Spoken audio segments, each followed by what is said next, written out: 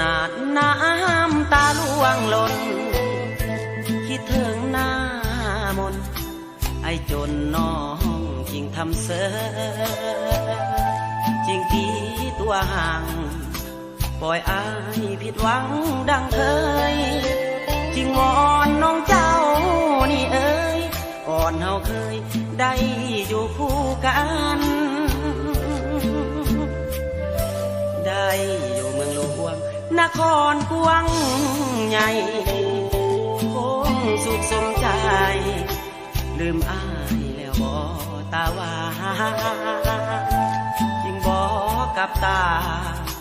ข่าวก็กลายเป็นมันคิดถึงน้องอยู่ทุกวันใจจนสั่นอดกั้นน้ำตา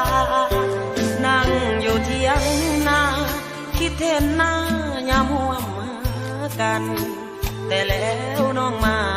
แปรผันลืมความสัมพันธ์ได้ดีมีหน้าอ้ายจริงฝากเสียงสำเนียงเสียงเพลงห้องมา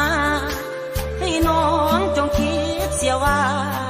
หนุ่มบ้านนาคนนี้ยังคอยวันเดือนเคลื่อนไปกุมใจเต็มที่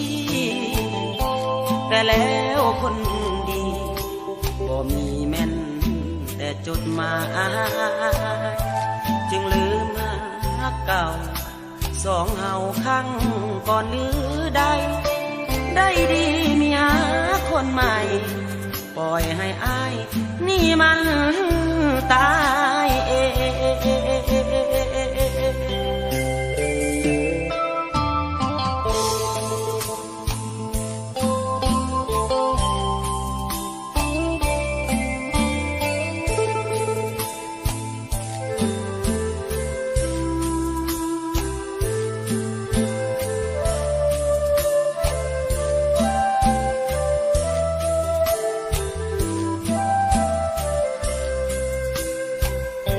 นั่งอยู่เที่ยง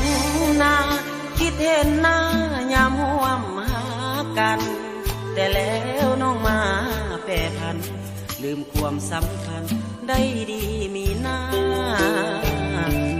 อ้ายจริงฝากเสียงสำเนียงเสียงเพลงห้องมาให้น้องจงคิดเสียว่าหนุ่มบ้านนาคนนี้ยังคอยวันเดือนเคลื่อนไปกุมใจเต็มที่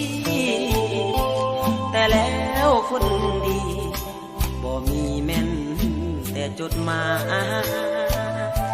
จึงลืมหาเก่าสองเฮาครั้งก่อนหรือได้ดีมีหาคนใหม่ปล่อยให้อายนี่มันตาย